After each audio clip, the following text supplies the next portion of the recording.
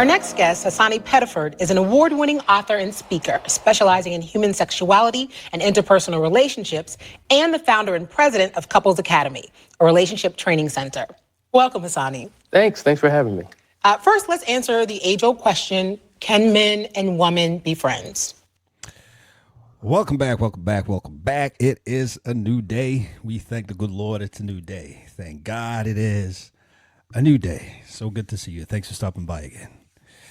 Well, today we got something really interesting, and I think it's an essential question that we need to keep asking ourselves, because I believe if you cannot truly understand and answer this question, you will not understand what boundaries are, especially from a relationship standpoint. So we're going to go into this video. He's going to answer the question, can women and men be friends? I have my own thoughts. Please put your thoughts in the comment section below. We got to deal with this. It's causing a lot of issues in so many relationships. Either people don't understand or they just don't see why it should be a problem, even though it is a problem. So let us go. I think it depends upon who you're talking about. The reality is every single relationship, whether male, female, or male, every single relationship on the planet Earth is based upon some form of attraction. Now, it may not be emotional, it may not be sexual, it may not be physical, but there's something that draws you to that person, and you come together based upon that commonality. And if you don't have boundaries in your relationship, if you haven't guarded your heart, it can lead into something that is inappropriate. Can you give us some examples of solid boundaries in terms of, male-male friendships, female-female friendships, male-female friendships? Like, how can you establish a sense of boundaries that are sort of universal? Okay, so if I'm in a relationship and I have an opposite sex friend prior to my relationship with that friend has got to change. The nature of it has got to change. So if I'm the type that can chill with my partner, my friend, go to the movies, talk on the phone, and have a good time, and now I'm in a committed relationship, imagine my woman knowing that I'm on the phone with my friend, engaging in just casual conversations, just kicking it, when I have somebody in my own home that I should be building that same type of rapport with. So it's... Exactly. What do you guys think about that? You are in a committed relationship with someone, but yet you're having this casual phone calls with somebody else who you deem to be a friend. That's got to stop. To have a healthy relationship, you can't. Because you always have to flip the script. What do I mean? Think of it from your standpoint now. Think how you would feel if your spouse, your partner that you are in a committed relationship with, having a casual conversation with somebody else of the opposite gender. How would you feel? Always flip this script. That's where I start from. If you're okay with it and your partner's okay with it, I guess that's your lifestyle. You can move on with that. But if it strikes a nerve, something is wrong and it's got to be dealt with. But let's just keep on listening. It's got to change, because if it doesn't, it can create vulnerability within your existing relationship. And in what way would you suggest, or should it change? In what way? Well, my thing is this. If I have a friend of the opposite sex, that friend has to now befriend my wife or my girlfriend so that there's a level of comfort there. If my opposite sex friend has a boyfriend, right? Now we have to become couple friends. So I shouldn't be able to do anything outside of the presence of my wife that I would do with an opposite sex friend, because it can create all types of relationships. Now, when you think about infidelity, a lot of infidelity within relationships take place with quote unquote friends. Well, Hasani, listen, that sounds really, no. And you see the fact that she's not really feeling that? To me, that's the beginning of the problem. I understand sometimes it may not be comfortable for your spouse, especially if you're the one that has the opposite gender friend, to now bring him into your relationship, because it may not work out. But as far as I'm concerned, if your spouse means the world to you and you are one with your spouse like it should be, anything causing any tension between you two has got to go. You've got to find a way to remove the tension. And if that's causing a tension, you got to cut it off. It's just as simple as that. But let's hear what they're saying here. No, that sounds great. Yes. But let's make it practical. But- So you say to your wife, you say, honey, I want you to become friends with this my friend who I've been friends with for a very long time. And your wife says, yeah, but I don't really mess with her like that. Like, no. Let me just say before he answers the question, the reason I believe he's suggesting that is to create an atmosphere of openness. So there is no doing anything behind your spouse's back. They feel comfortable that this is your friend, and you want them to be part of whatever you do with that friend. And that helps to create trust and not any dangerous assumptions in your mind, because one of the most dangerous things in any relationship is to either you or your actions allow your spouse to make decisions on assumptions. It's really dangerous. So I think he's trying to create where, hey, here's my friend of the opposite gender. I want you to know them. Anything I do with them, you're part of it. Bringing them into our world so it doesn't look suspicious. But let's just keep on going. Really get along with her that well.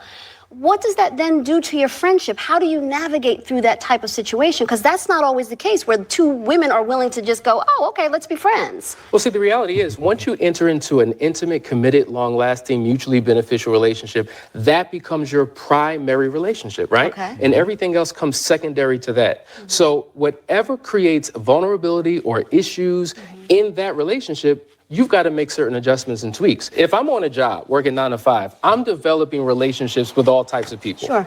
And the reality is you spend more time with people who you're not in your home with than those in your home. You spend 8-9 hours with regular people, and according to statistics, you only spend around 5 to 10 minutes of quality conversation with your partner. Wow. Already, just from the numbers alone, that presents a problem. If it's a business relationship, fine, let's keep it business. The problem is when it turns from business to casual, and the reality is the foundation of all communication is intimacy. Intimacy means intimacy. So when I allow you to see inside my heart and see inside my mind and see inside my emotions, that creates a problem. And so those platonic lines all of a sudden become very blurry. Do you think? And I just have to say, though, as good as a suggestion as it sounds like he's given, bring that friend into your world, it's not always easy. And to me, I'm not sure where jealousy is not going to step in or set in. Because think about it for a second. If you're a guy, you have a female friend, and now you're in a committed relationship, and you're telling your spouse or your person in your committed relationship, hey, listen, I have this female friend, and I want to bring them, so we could all be friends. Again, flip the script. What if it's your female spouse who has a male gender friend, and they're telling you, listen, I have this guy friend, and I want him to be part of our world. There's just something not sounding appropriate there for me. You've got to guard your relationship, and boundaries got to be set. For me personally, that relationship's got to dwindle. There's no way you're going to be in a committed relationship. All that energy you're spending with the opposite gender friend should be channeled to your spouse, your committed relationship. Your spouse should be your best friend. So what is it that you have to talk about with the opposite gender that you can't talk with your spouse? What is it? Why are we so particular about keeping this opposite gender friendships? Acquaintance, I understand. But friends? Why? Let's go on. I think a couple could have a sexual relationship and still be friends? Absolutely not. Absolutely not. First of all, by definition alone, when you look up the word platonic, it means intimate and affectionate relationship with no sex. By definition, sex is more than just a physical interaction. You bring your heart, your mind, your spirit, your body, your everything into that experience. So I may be in a sex ship with someone Sexual. because I'm forced to, because the person I'm having sex with doesn't want something more. But it doesn't mean that there's no emotional attachment that I have with that other person that clouds that interaction. And oftentimes, 9 times out of 10, there's some type of emotional connection that one has for the other that the other one just doesn't have. And I'm going to say this real quick. First and foremost, you shouldn't be having sex with someone you're not married to. That's the right way to do it. Think about it. A lot of the issues we have in relationships today, people's minds are clouded. They can't make the right decision because they started on the wrong foot. You meet someone, you don't even know them, you're sleeping with them, and then you want to build a relationship after that. Now tell me, what's the foundation of that relationship? And then when your heart gets broken, you find it hard to cut yourself off from it because now you're so attached with all types of things. Men, zip it up. Ladies, close your legs. It's just as simple as that. Believe me, you will thank me later. And we have the good Lord to thank for that because that's his principle. So we got to be mindful how we connect ourselves. And this is why all these friendships are so hard to break sometimes, because we have all these emotional attachments that we don't need and causes problems in our current relationships. Let's just get, I'll give my final thoughts. What should you do if you're in a platonic friendship, but one person has feelings, but the other one doesn't? It's important to have that conversation because I've been in that scenario before. And that's what happens because you're communicating, you're conversating, you're socializing, and it's quite natural when you have a man and a female together over the course of time, something's going to develop, and it can become awkward and always weird. very awkward. But you have to have those conversations and have them in a palatable way to just let that person know that, you know what, we're not seeing the same thing or looking for the same thing. Can you talk about the difference between male-male relationships, female-female relationships, and male-female relationships? Because I have to say, I have a friend in particular who's a guy who just doesn't see the value in female friendships. Did you hear that? She has a male friend who doesn't see a value in a male, female. How is he your friend? You're a female, but he's already friends with you, but he doesn't see a value. Something is wrong right off the bat. That guy is suspicious. How is he your friend? You shouldn't be friends if he doesn't see a value in a male-female relationship, but yet you are friends with him. Anyway, let's go on. He's like, I don't need women friends, like in any way. They don't add any value. Like my boys are my boys, but what am I going to get out of a friendship with a woman? Well, I think what's interesting when men are alone in their own social space, and when women are alone in their own social space, there are conversations and interactions that they have that they wouldn't normally have with the opposite sex, because there's a comfort zone there. There's a level of trust. And I think it's important to have opposite sex relationships because you can learn how the other sex thinks. You can learn how they communicate. So do you have a book or a seminar or something on this that you teach in the mass brothers? Yes, this information? Just the brothers, everybody needs it. Everybody needs it. Well, I'm just going to leave it at that. Okay. I will put the link for the full video. It wasn't that much they talked about after that, but I just wanted to put my own thoughts. And please put your comments in the comment section below. First and foremost, I think it's very hard, if we're really honest with ourselves, to have a male-female friendships.